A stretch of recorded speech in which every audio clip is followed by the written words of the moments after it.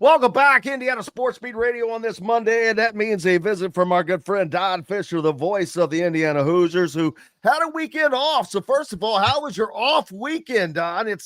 I enjoyed it as well. I got to tell you, I skipped the scrimmage on Friday night and said, you know what, let's just take the whole weekend out of it. So, but how was your weekend, sir? Actually, the week was really good. I played a lot of golf this past week. I got that out of my system. Played badly most of the time, so that's why it's out of my system. Hey, it doesn't take long, man. It happens quickly, but I'm glad that the weather was incredible and an amazing weekend of football because of some of the things that happened, not just with Penn State, Texas as well. I've never seen a team that was ranked as high as Penn State 2 weeks ago. They were, 2 or 3? They're out of the top 25 now after this shocking loss to UCLA. I still cannot get over that. UCLA has been the worst team in the Big Ten over the last 2 seasons. And we know that there has been a lot made of the travel to from if you're going either direction, and there's truth to it, but nobody saw this coming, Don. It was a 23 or 4.5 point spread in this game. Yeah, there's no doubt. It was without question the biggest upset of the season thus far. There may be others as we go down the line here in the last several weeks of the season, but halfway through the year, there's no doubt that's the biggest upset. And Penn State, I don't know what they were thinking going into that ball game. I would say this: the change in the coaching staff at UCLA, with Foster being gone and bringing in, I guess they kept the guy that's now the head coach or the interim head coach from the staff. But all you can say is that whatever they did in that ball game, and I'm talking about UCLA now, whatever they did, I don't think the Penn State Nittany Lions were ready for any of it, because I think they changed their whole game plan. I don't know how you do that in a week's time, how you go about doing that, but you got to give Jerry Neuheis a whole lot of credit for what he did from an offensive standpoint and how that team played in that ball game. It was pretty remarkable. And Penn State didn't even have an answer for any of it, which was kind of shocking, to say the least. Very shocking. And we'll talk more about that later. Of course, Indiana now having been off. Now we get to prepare or talk about the preparation for what becomes a gigantic game in Indiana football history, or whatever you want. We every year it seems like we've got something new to say about that, Don. That's a big, and eventually that stuff will stop. But right now, this is a gigantic game because it's a gigantic opportunity. Oregon, I truly believe, one of the best teams in the country. They are definitely in that top 3. I don't know, and nobody knows who the best is, as we see that what people think, not so true all the time, but Oregon definitely very good. They have one of the best, if not the best coach, one of the best coaches in college football, and Dan Lanning. Autzen Stadium, tough environment, and this is going to be, I think, a spectacular game between both of these two teams, two well-coached teams that are very, very talented, and both have great athletes.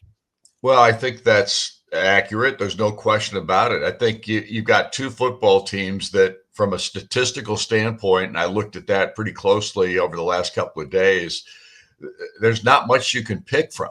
They almost have identical quarterbacks almost to a couple of yards within one another. Both quarterbacks have done a remarkable job. Fernando for Indiana and Dante Moore for the Oregon Ducks. The run statistics are a little bit more in Indiana's favor, I think, than they are for UCLA or for Oregon. But there's no question. I mean, these two teams statistically look almost identical, and it's going to be interesting to see how Indiana performs. They had their first road ball game of the season against Iowa a couple of weeks ago now, or a little over a week ago now. And I love the way Indiana was resilient, the way they came back in that ball game each time that they were down. They took the early lead, then it was back and forth the rest of the ball game. And you've got really great coaches in this ball game. There's no question Lanning does a great job with Oregon. I I don't think there's any doubt about Kurt Signetti right now. He has taken the country by storm in regard to what he was able to do last year and so far this season. So you've got all of the ingredients for a spectacular game in Oregon. And that's probably the reason that there's a little bit of I don't know what the line is exactly, but it's someplace in the 6 or 7 point spread thing. Like I say, I don't look at spreads. I don't even care about them because I don't think that means anything, i.e., the Penn State UCLA game. So things are happening. And I think this is going to be a great matchup. You've got ESPN Game Day going to be there again. I'll be for these two teams coming up. So it's going to be a spectacular weekend, I think, from that standpoint. I hope the game lives up to the hype because I don't think there's any question. You've got two really good teams here. And playing Oregon at Oregon is always a challenge. There's no question about that. When's the last time they got beat at home? Do you have any? I don't have that information. Do you know? That's a great question because Indiana has one of the longest home winning streaks, so they're up there. So Oregon has to be as well.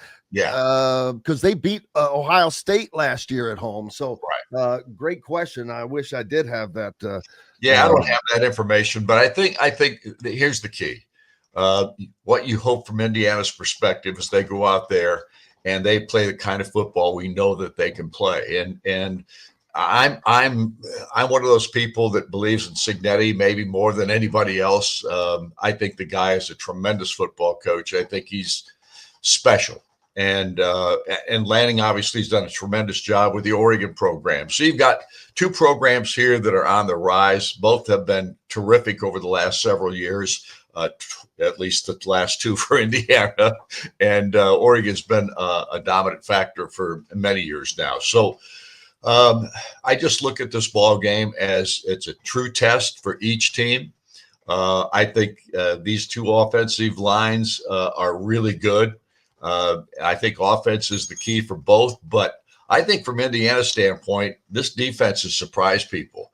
I think there was a real question mark on Indiana's defense going into the season, especially having lost C.J. West and Carpenter last year from the defensive line, and then some of your keys in the defensive backfield.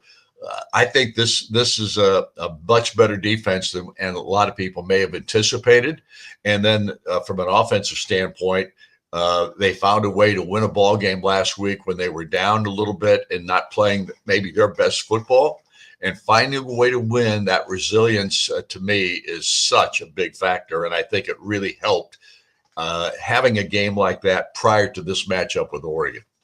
Well, the defense to me definitely was the MVP in that game at Iowa, keeping Iowa in check and continuing to do the job that they have done. And that is going to be the difference. But Oregon also very good defensively. This is a matchup of teams that are both statistically on both sides of the ball very good.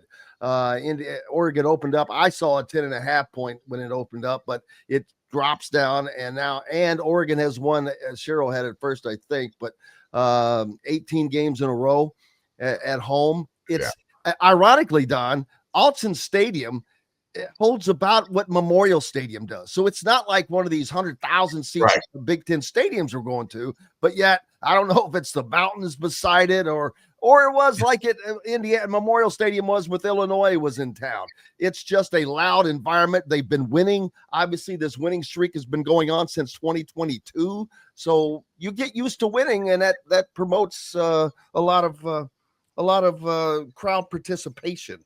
Well, Indiana, I think, has only played at Oregon one time. I have to go back and look at that, but I think they just played one time. That was in the Jerry DiNardo era. Yeah. And Indiana won that ball game. Primarily, they won that ball game because, think about this, they won that ball game because Oregon turned the ball over 7 times. Well, that would be Christmas come early for Indiana if they could get that again. But Oregon was a ranked team back then as well when Indiana pulled that off. And so, hey, maybe a miracle strikes twice, but I do think that this is going I think this will live up to the hype, Don, because I think that these teams are both good. I haven't covered Oregon per se like I have Indiana this year, but I've got a pretty good indication. They're pretty daggone good. Oh, Indiana is good. So there's these teams are not hyped. They're both coached very well. They, like I said earlier, they've got all the intangibles. Right. I think that Indiana may be one of the best teams in the country, just not being considered that. In the Big Ten, you've got Ohio State, Oregon, and I think Indiana is in that group, that 3-team group of best teams in the conference without question.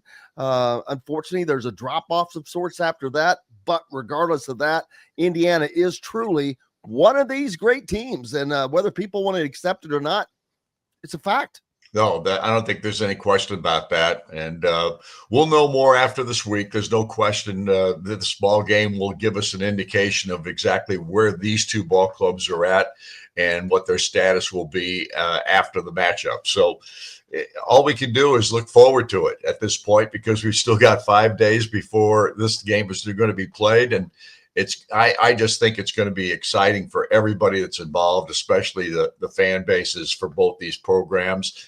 And now I'm getting every radio station in Oregon is calling to have an interview so we can get a perspective on it from the Indiana thinking process. And so you got all those kinds of people that are trying to get in contact with you. I'm only going to do maybe one of those because the requests are ridiculous. The number of stations that are trying to get little insights into this Indiana football team when you go to Portland or Eugene, Oregon. So you're a popular man, brother. You're a popular man. Are you back at Hoosier Hanks this week? Oh yeah, we had our best crowd of the season last Thursday, a week ago Thursday. No question, it was almost a standing room only house, and hopefully it'll become that for the rest of the season, because Curt Cignetti is remarkable. He's just a tremendous football coach. He gives you good insights into his team and those kinds of things. But, the good news is that Indiana has a football program these days that ranks with the big boys. And we haven't had that since the 80s. It's that simple. And it's fun. It's just fun to be a part of it all. It absolutely is. Make sure you head out to Hoosier Hanks on Thursday for the Inside Indiana Football with Don and, of course, Coach Curt Cignetti, as they will then be heading out to Eugene, Oregon, making that trip across the country. We've seen Curt Cignetti do this before when they went to UCLA. But, Don, appreciate you, my friend. Thanks for having me, Jim. See ya. You betcha.